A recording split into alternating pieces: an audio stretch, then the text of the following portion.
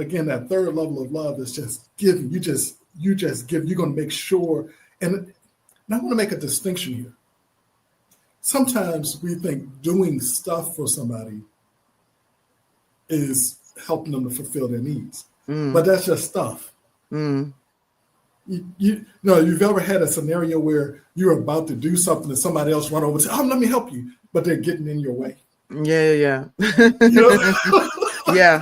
You know. So I'm not talking about smothering somebody. I'm not talking about getting in their way, but I'm talking about being aware of what it is they actually need, and that means you have to pay attention.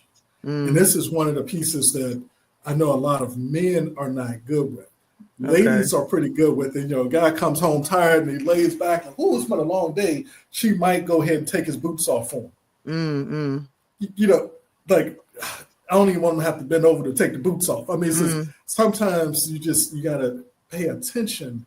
You always got to pay attention and be completely present with the other person to see what will actually add value to them compared to just stuff that you're throwing at them.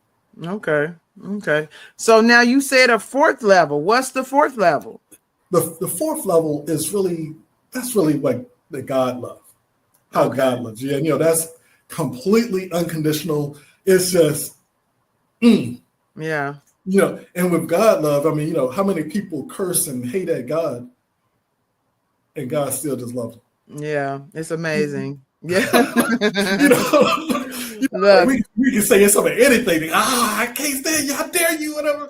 You know, you gave me this sickness. You gave me this disease. Whatever. And God still just simply loves them. Yeah. And, you know, that's a level that maybe most people won't ever reach. Yeah. But there's always something higher. And so that third level of love is probably the highest level that most people can get to, where they're just simply loving. And after a while, you know, just when you're just loving somebody completely, unconditionally, they can only start to loving you back. I mean, it's like, you know, or you will part ways peacefully and still be friends. Okay. So, wow, a lot to chew on here. So first thing I really like those levels, how you kind of laid them out. It makes me think a lot about, you know, just a lot of different things, which I don't want to take the conversation in a bunch of different directions, but something that you said about paying attention, and you said men are not always good at that. So why do you think men are not always good at kind of paying attention? Because I can tell you from a woman's point of view that is something that would make a woman feel, because women, like you said, it comes more naturally to them. We're nurturers, and that's what nurturers do. We nurturers are looking for places that you need to be taken care of in, and so they can do that. So it's just a natural thing, but it's not natural for men. And so if women are doing that for the men in their lives, and they don't get that back in return, it can very easily make them feel like that they're not being loved. So I think it's really important to kind of expound on this a little bit. So why do you think that men have more of a issue with that, and that how should women respond to that or see that without necessarily taking it as they're not being loved in return? Okay. And part of it is just simply understanding, and which is, you know, again, why Stephanie, I think, is so powerful that you are doing these types of podcasts so that people can have these types of understandings. But it's the way we just simply look at life. Typically for ladies, they look at everything as one. you know, ladies, you know, you all are much better at multitasking. It's like you can do all this different stuff at the same time. A guy cannot. We cannot do a whole lot of stuff at the same time. We compartmentalize things. Right. So we're looking at this piece and this piece only. And when this part is done, we look at this piece and this piece only. And so because of the way we look at things, if we start to looking and it's like, you know, this is what I'm seeing, and then if the anger or the irritation comes up, it's hard for us to see past that. It's like, I'm just flashing back to just in my life, even like sometimes my wife would get this frown on her forehead, and I'm like, oh, she looked like that the last time she was mad at me. Okay. she must be mad at me right now. Right. What did I do? Like, why would she be mad?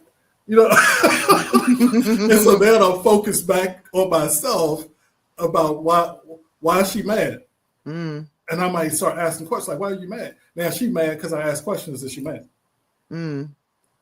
You know, but if she could simply, in those particular scenarios, if she can answer the question, oh, well, I got this look because I'm thinking such and such. Mm. Now it's changing my definition of what that look means. Okay. So I may misunderstand the look. Mm. I may misunderstand the feeling that she's in because I've locked up my feelings personally. Mm. You know what I mean? I've pushed my feelings down. I'm hiding my feelings. And so when I'm looking over here and I see this certain energy, I don't know what it means. And so is that why you're hiding your feelings? Is it in reaction to what, thinking that something negative is coming from that way, or is that just a normal state for men? Well, for men, we've been trained to hide our emotions. Okay. Just as boys. So boys don't cry, men don't cry, right?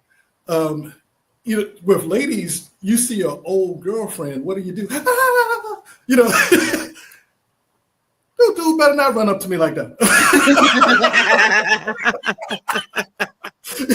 We go, whoa, you know? Right. Right. You can back me up or something, but you know, don't be screaming. That's funny. So it's just the way that we've been brought up to kind of tone down certain aspects. Okay. You know, we you know, when we get disappointed as kids, you know, the normal state, normal thing you do when you get disappointed, you might start, you know, you feeling sad. Mm-hmm. But you can't do that. But for a girl, it's okay. Right.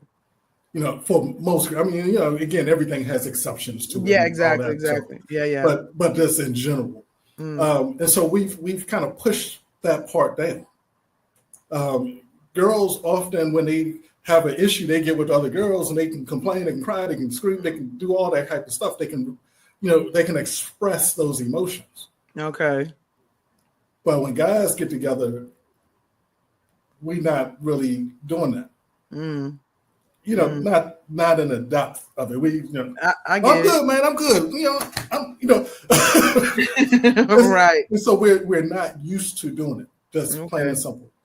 And so for ladies, if you can help us, because we do have the emotions, we have them, we feel them, we don't express them.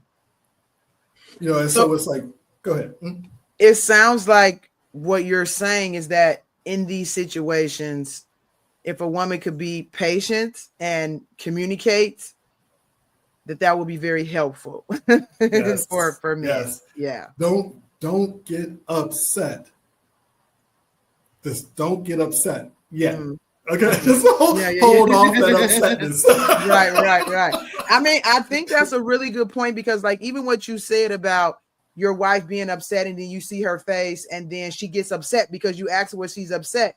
I think that women do that because we are more intuitive and we expect you to be intuitive. So it's like, well, how come you don't know what's wrong with me? Like, so it just kind of feeds this whole thing of like, you're not giving me back what I'm giving you. So the woman is going to get more upset, not realizing that what she's giving you comes more natural to her to do that than it does to you. And so instead of being upset about a man not expressing love the way that you do through nurturing, like you say, just to kind of help him along. Well, this doesn't come natural to him. It's not personal to you. It doesn't mean he doesn't love you. It means that it's more natural to you. So you have to kind of help him along on his end to understand more of what you need.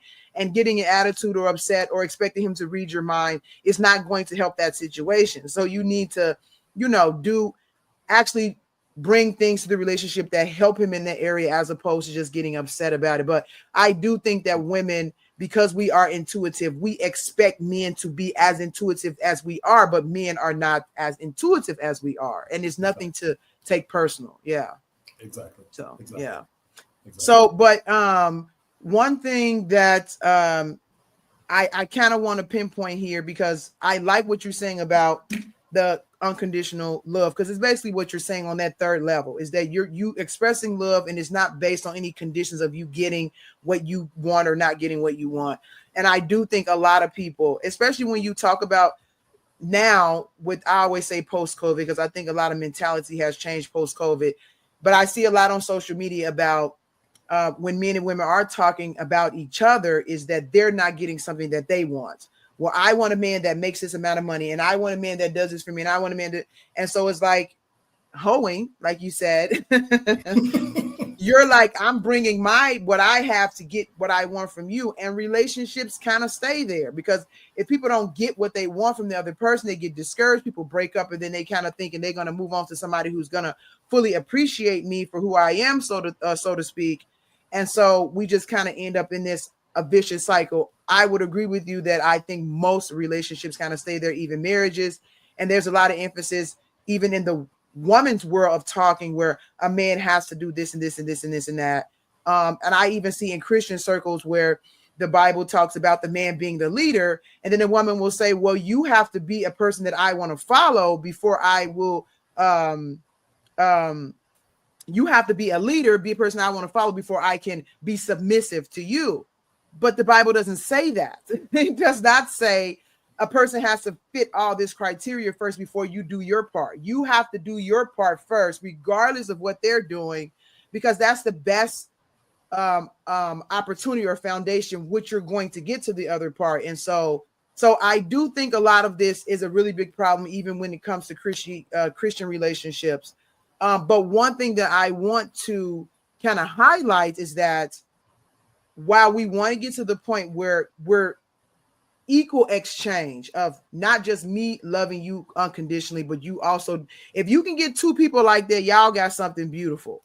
But sometimes you get situations where you do have one person that is continuously giving and giving and giving, and another person is just taking, because like you said, if you do that, most times people will respond to that. But you do have cases, like you said, exceptions to everything, where you will have people that won't respond to that, and they will look at that as something to take advantage of on both sides.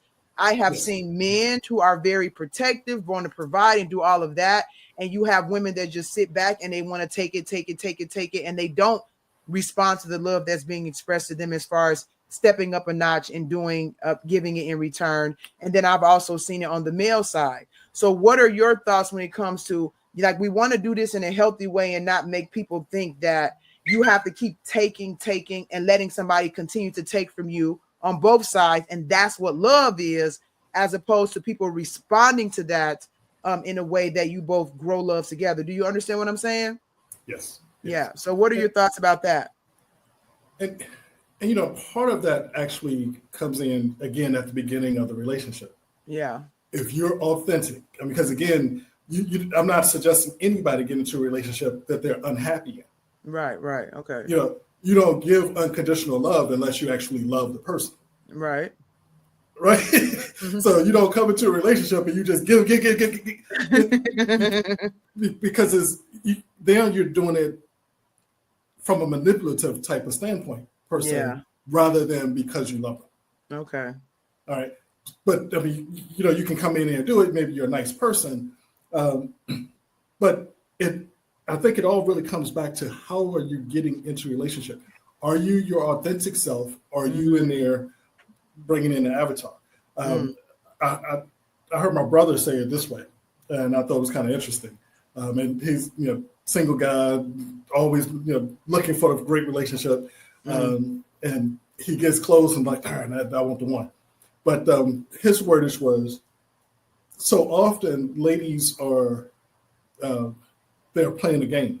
Like, they want a guy to show up a certain way. If he'll do it this way, then it's, you know, he's like, so if you're playing a game when you're stepping into a relationship, then you're going to repel the person that's not trying to play a game. Okay. That means that you're only getting the players. And most ladies don't want the players, Right, So, exactly. a player, they gonna play the game. They win the game. They gonna go and play another game.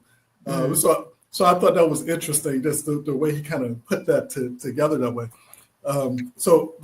But that still falls in line with how you come into a relationship.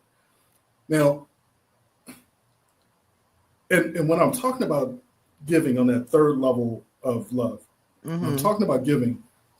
Again, it's not necessarily giving stuff. It's about fulfilling those 6 human needs. To let the person know they have a safe space that's giving them certainty that you're not going to just fly off the deep end about nothing.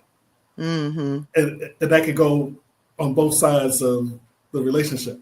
To have that variety in the relationship. So every day you're not doing the exact same stuff. Feeling like you're in a hamster wheel. Can we go out sometimes at least? Or if we're going out all the time, can we stay at the house sometimes at least? Right. But to be able to have some level of variety happening in that relationship to help that other person to feel significant in there. Like, I'm glad to see you. I mean, just, again, it's simple stuff. Right. But to have them feel a certain level of significance, to take the time and to love them based off of the way they want to be loved. Right. And again, the focus is on them. But the thing is, if you're loving them the way they want to be loved, that means you are experiencing love yourself. You can't get hugs without giving a hug. It's like you can't get love without giving love. You got to be able to give it. The more you give it, the more you get it. Right. That's just a universal law. That's a spiritual law. The more you give, the more you give a thing, the more you're getting it back. Right. But if you're just, if the person is just still in their first level of love, per se, if they're the first level of love and you're in the third level of love, it is going to be conflict. And you're just going to have to part ways peacefully. Okay. Sometimes a relationship just will not work. Right. And it doesn't mean that it's a failed relationship. It means that you've learned something. And one of the things you mentioned a little earlier, Stephanie, was you learned something after those 15 years or during those 15 years. And so I imagine with the things that you've learned there, you bring that into your next relationship because you're a stronger, a wiser, more complete person. Right. What this image just kind of came to mind just now, and I kind of talk about from time to time is often we're seeing things from only our one perspective, but there's so many different angles we can see it from. And I kind of imagine it like an ant trying to describe the Empire State Building. Can you imagine? It's got one ant right here, and it's looking at this whole Empire State Building, and it's describing it from its view. But if there's another ant any place else on the Empire State Building, they would describe that same thing completely different. But how do you know how to see it from the other person's point of view? Right. You have to be willing to ask questions and give them permission to answer it in a safe space. Right. And so I think that's important in any kind of relationship, that communication. I think you said that wordage earlier is, it's about having that communication. Ask them what's important to them. Ask them how they feel. Ask them whatever the questions are that's coming to mind. But ask it from a safe place. Don't ask it like, why you? and when and often if somebody comes that way, especially to a guy that loves them, the guy's gonna lie. Okay. He gonna lie because he's gonna tell you what you thinks you want to hear. Right. He's not gonna tell you the truth because he doesn't feel safe to tell you the truth. Okay. You're going to get a lie because he loves you. Right. He wants to stay with you. You're going to get a lie. That's an oxymoron. I only laugh because I love you. And to ladies, that don't make sense. Yeah. That don't make sense at all. Yeah. But from a guy's perspective, if I tell you what you want to hear right now, we're going to have a nice evening. And we're going to have a really nice night. Right. Right. But if I tell you the truth, I don't know. That's a little too uncertain for me right here. I don't know what's going to happen. Right. So I mean, like it's really interesting to get again the male's point of view from stuff, because it's just making me go back in my mind and think about not just even romantic relationships, but my brothers, my dad, stuff like that, kind of how men see stuff. And I think what's really important in all of this is because you have women who have their stuff and what comes natural to us, and then you have men. And it's almost like a melding together, because I can't expect a man to be totally like me and intuitive and nurturing and stuff like that. But I have to be able to communicate on a level to, like you said, kind of help him along. But it's the same thing that's happening on the woman's side, because a man's going to have things that come more naturally to him, and he has to communicate those things to a woman to help her kind of. So it's like you guys are constantly just inching towards each other. And there's specific ways there's specific things that you can do to help that melding along, which is, like you said, communication. And we're not talking about communication when it comes to yelling and belittling, because that's communication too. But you want to provide the type of communication that makes people comfortable being themselves, opening up, being truthful about stuff and stuff like that, because you both need to kind of gradually meet in the middle, so to speak, and become. And I always talk about how men and women are different for a reason, because God created us to balance each other out. So we're not supposed to be the same.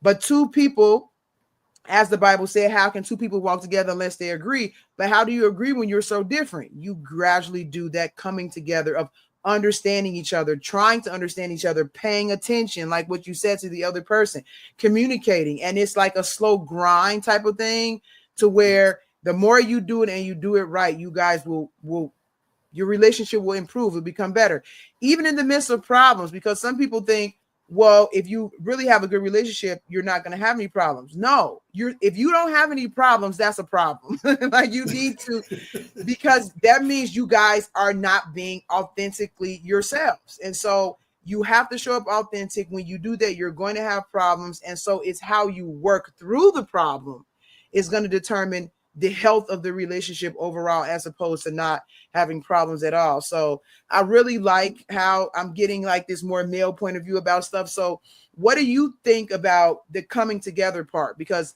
it's very easy for, again, men to stay in their camp, women to stay in their camp, for somebody to be on one side giving, the other person's not doing it. But the goal is to gradually come together. So kind of like, what is your thoughts about that? Yeah, and in that, just as you were kind of talking, just a couple of quick thoughts that came in. One is with problems. I believe it's the Chinese that their word for problem is the same word for opportunity. Oh, nice. Nice. And I love that concept there. Just as you were just saying, is if there are going to be problems in the relationship, but those are opportunities to deepen the relationship, but opportunities to use your analogy to come together a little bit closer, because there was a certain thought pattern that took place behind the problem. And so to be able to ask questions in a safe space, so that you can actually get an answer. I think that, one of the things you mentioned also, this was my other thought, you said that sometimes you can be, and this wasn't your words, but you can be kind of screaming what you want or something towards the other person. And so to my thought pattern, that wouldn't be communication. Exactly. Because communication is about a two-way type of thing. Yeah. That is togetherness. And so you want to have a communication so that it's a two-way conversation. When you're yelling at somebody, they can't really hear you. No matter how loud you get, they cannot hear you when you're yelling. It's like you kind of tend to shut down. And so they can't hear you. So you got to bring it back down to a level that they feel safe. And so now you can have that two-way conversation to help bring that connectivity into place. Okay. And I think that's so important, though, this, as you were saying, that it's like you got to come together, but the only way to do it is to find out the thought behind the thought. Yeah, exactly. To find out, one of the lines that I've always liked from the Bible is, as a man thinketh in his heart, so is he. And that statement didn't used to make sense to me at all. I'm like, nobody think from the heart. I mean, what is that? But when you start thinking about that's where our feelings are, you start thinking about that's where our unconscious thoughts are.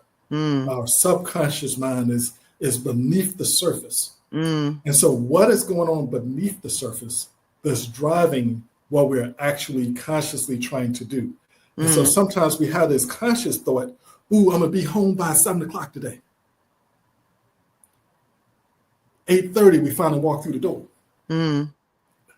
What was the disconnect there? In the mind, we're thinking, I'm going to be home by 7. I'm going to be home at a good time. But it's something else going on underneath that's driving us. Right. It's that fear, it's that uncertainty, it's that it could be anything that's going on. I don't know if I really deserve this type of love. And so I'm going to sabotage it. Right. And I don't even understand that I'm doing it. I don't know what made me come in late today. And now she mad that I'm late. I'm mad at myself because I'm late. Right. And I don't even understand why I did it. Right. And sometimes that's just the case. Right. And it's like, whatever happened, I don't even know what it was. But it's what's beneath the surface. It's that as a man thinketh in his heart, that is what's driving him. And I say as a man thinketh just because that's the quote, but that happens for ladies as well. And I imagine that just anybody that's watching this, we've had certain things that we're saying, this is what I'm going to do. And for whatever reason, we don't do that. Exactly. And so just to comment really quickly on a man thinketh in his heart, I always say this. I tell my daughters this.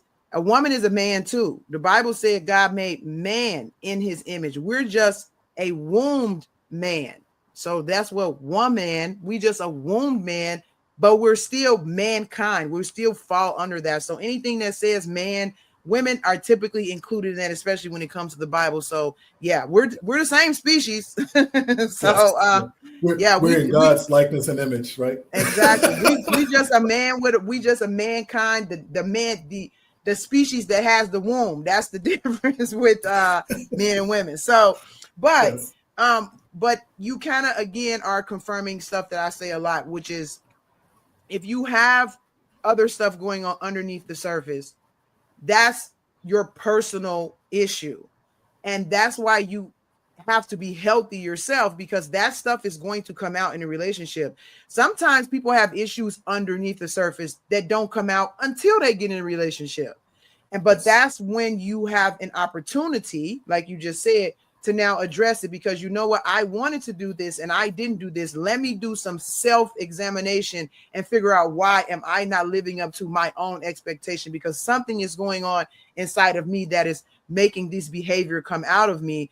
And if you don't know how to have those conversations with yourself and get to the root of what's going on with you because one thing that happens a lot of the time is that because people have this stuff going on and they simply, and they don't do the inner work to figure out what's underneath the surface, they just blame it on the other person. Well, why are you always nagging me about what time I come in the house? And then maybe if you stop nagging me about what time I come in the house, then this wouldn't be a problem, without necessarily addressing their own things that they have going on. So a lot of the conflict in relationship is people really not looking at themselves and how they're contributing to the problem, because it's not necessarily about finger pointing. To me, a lot of times is a distraction. You just trying to distract yourself from yourself. So I'm just going to point at you, but you have to take a step back and say, okay, how am I contributing to this situation, and deal with that and leave room, like we just talked about, leaving the person alone so that now they can have the space to now deal with how they might be contributing to the situation. But it all boils down to you being healthy enough in yourself to be able to be aware of yourself, have those conversations with yourself, know yourself, being secure in yourself, to know when something needs to be dealt with. And so if you don't do that, you're going to show up in a relationship with those skills of not knowing how to do that when you guys start running into problems and things like that. So, so it still comes back to growth as a person individually, and then your relationship we'll grow from that as well. So any comments about that? And then I want to ask you maybe one or two more questions and we'll go ahead and wrap up. And I think, Stephanie, you said all of that just right on point. We have to look at what's internal. And sometimes that's challenging to do by ourselves. And again, that's the reason why we do what we do, is to help other people to get to where they would like to be. Yeah. You know, so be comfortable reaching out to Coach Stephanie, to myself, if you got that challenge with seeing what is going on internally, and you want to just release that, you want to break through it, you want to break free of that. It takes some work. It takes some guidance to be able to do. It does. It's not easy. Yeah. I mean, it just it's not easy, especially if you're doing it by yourself. Yeah. And I always say it's not easy, but it's always worth it. Every time you dig in there, you figure stuff out. It's like you say, your quality of life changes, your perspective changes, your energy changes, your mood. Like, it's always worth it, but it's worth the work. So yeah. Yes. Yeah. So I would like to, because we talked about how men express love in relationships. One is through working. Another one is, I would say, providing, because I think that's a better thing than just working. And then protection. And so can you throw another one out there? Let's just make it 3 really quickly. If I miss anything, because I think you said providing and protection. If I miss anything, remind me. And I would like for you to just maybe add one more thing to that. And so sometimes it's also taking risks that's kind of in there with the providing. Okay. And so men are usually more likely to start a new business or to start investing in something or whatever. Their thought pattern in doing those types of things is usually stemmed from a wanting to take care of those that they love. Okay. Another little small one that I mentioned in there is that, and this is a negative way, but guys will tell you what they think you want to hear, but they only do it if they love you. Okay. If they don't care for you, it don't even matter. It don't even matter. But if they care for you, they unfortunately, that's one of the ways we do it in a negative way. I'm gonna have to keep that. I mean, I always, like, I'm in a relationship now, and I'm very adamant about telling my boyfriend to please tell me the truth about how you. I'm not gonna get upset, just like you said. I'm not gonna get upset. I just really want to know the truth, and so, I'm trying to set that stage to be encouraging. Like, even if what I say is, I'm a big girl, I can take it. If I think you think it's gonna hurt my feelings, I'm a big girl, I can take it. So just please be truthful with me, because I always like to start from a place of truth in order to deal with stuff, as opposed to having to sift through confusion and lies and stuff like that. So yeah. And just to slide this in, mm-hmm. Those same words can be said with a little attitude, or it could be said from a place like, all right, I can trust you. Yeah. And so it'd be the same words, but it's a different feeling. Exactly. Your energy. Yeah, absolutely. Yes. Yeah. And I say that a lot, not to get off on a tangent, but I hear that a lot when it comes to Black men, especially nowadays. They say Black women have too much attitude. And I mean, I get it, because I understand why women have attitude, and I also understand why some men say they don't like it. I don't like dealing with no female with attitude. It doesn't matter. I don't like dealing with your attitude, period. Whether you my kid or whoever. So nobody really likes that negative energy, because that's what it is. Nobody wants that negative energy. And so for you to put your negative energy on people, a lot of the times it's uncalled for most of the time. But I do understand that a lot of times women do give off that negative energy, especially Black women. It's because, again, what's going on underneath the surface is that they're having a lot of struggles that they're not dealing with. Sometimes they have daddy issues. Their own needs are not being met in their own life. They don't know how to meet their own needs. And so all of these things kind of come outward. Another thing that I always say is whatever's in you is going to come out somehow. And so a lot of these things that are going on underneath the surface is what's contributing to you now communicating with this bad attitude. And so that's why you have to bring it back to dealing with yourself, so that you can communicate in a way where it doesn't have to be all this neck twisting and so it can be received on the other end. So But yeah, anything to add to that? Yeah. And like you say, it makes sense why a lot of sisters have certain attitudes. It makes sense as well why a lot of brothers have certain attitudes. I mean, it's like I'm flashing even back when I was in high school. I had this one teacher, wasn't even my teacher, but I would see him in the hall every day. And so every day he would say to me, you plan on going to college? If you ain't going to college, you're either going to be cooking burgers, flipping burgers in jail or dead. And so those were my only three options, is what he would say to me every single day. Oh wow! Wow, he was really trying to nail that in there. I'm like, dude, you need my teacher. I mean, like, why you right here? Right. But it is so many times where for brothers and sisters, we are typically looked down on so much that we start looking down on ourselves. Exactly. And so we tend to think internally first from, this person is looking down on me, because we don't have that strong self-worth, in our awareness. Right. And so we might try to act like it. We might try to, on the surface level, show as though we have that self-worth. But inside, we crying. Inside, we falling apart. Exactly. And we've been so used to doing it for so long that we feel like it's normal. Exactly. Yeah. And that's when you get those attitudes and all that type of stuff, because it will come out. Whatever you have there, you think even if you're aware of it or not aware of it, you can't keep it contained for indefinitely. It's going to come out of you somehow. And when it does come out, is what I always say, is that is an opportunity for you to do some inner work and say, okay, what is going on with me that I'm acting like this, or I'm talking like this, or I'm doing things like this? Because you can't see what's going on inside of yourself. But once it comes out, it gives you an indication of, okay, what do I need to start paying attention to, and do that inner work so that you can be, again, a healthy person, so you can show up healthy in your relationships. So, yes. Do you have any other quick ones you want to throw in there about how men express love in relationships? So we said providing and taking risks is included in that. Protection, lying, which is not the negative line. But if you have another little tidbit in there really quickly, we can throw that in before we wrap up. Other than that, it's really varies guy to guy. Okay. We all have some different pieces, but the key piece is that sometimes is usually not big, overwhelming things.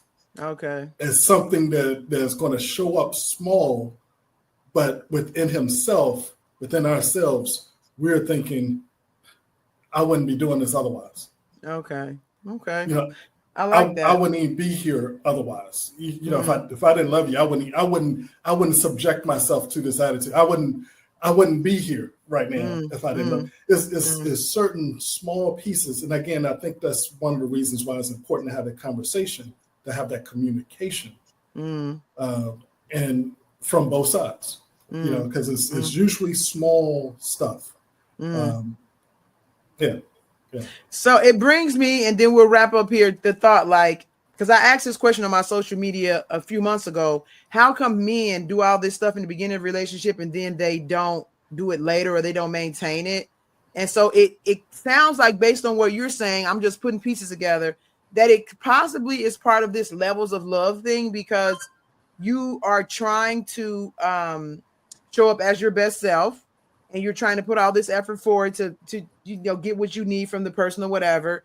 But then the real you comes, and the real you is this smaller stuff. It's like, this big overt stuff. I did that in the beginning because, I'm trying to get something, but really the normal me is this person that it's the little stuff. It's protecting, it's providing, it's doing this. And so women get sometimes used to those big overt things in the beginning, and they think it's going to stay like that.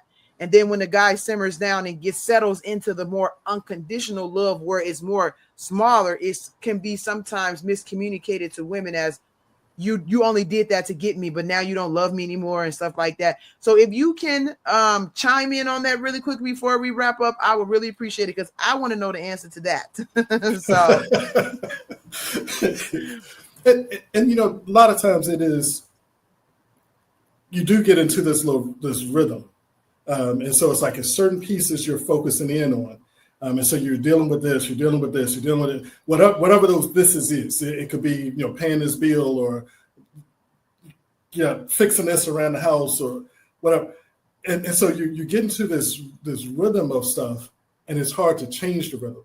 I would say also, it's like when we do get that little spark to do something, we tend to ask, what would you like to do? Where you want to go? What you want to eat today? And what's the reply ladies normally say? You pick. You pick. All right, I'll pick. All right, we're going to eat something at the house and watch TV. Then it's a problem. Or we pick and say, let's go get some Chinese. Oh, I don't know Chinese. All right, so what do you want? What do you want to do? Oh, you pick. You the man, you pick. All right, let's go get some Ethiopian meal tonight. Right. Yeah. But how about some pizza? You pick. And then but you don't want to pick. So I do pick sometimes. I will say I do pick sometimes. So I mean, because for us, it don't matter if it's food. We good. But I want to see you happy as you're eating. I want to go out to see you happy. And so if I don't pick too many things along the way that you don't like, can you just pick something? You know, and so that's how we get after a while. It's just like, just whatever you want to do. Okay, so it's more about, like you said, you settling into a rhythm of, at first you trying to like win the person over, but then you settle into a rhythm of like, what do you want? Is that what you're saying? Yeah, right. And so at the beginning, it's okay because you don't know what you want. Okay. You know, it's like, and so we take the risk a certain amount of times of doing offering this. Let me do this. Let me do this. Let me see how that flows. Okay. But once it doesn't work, and we start hitting certain blocks along the way, to us it feels like a block. Okay. Because I tried this. You ain't like none of that. What? You tell me what you want. Okay. And then you don't tell me. And so it's like, all right, so we're gonna watch TV tonight. Right. Right. I mean, then we just flow into, we're just gonna watch TV tonight.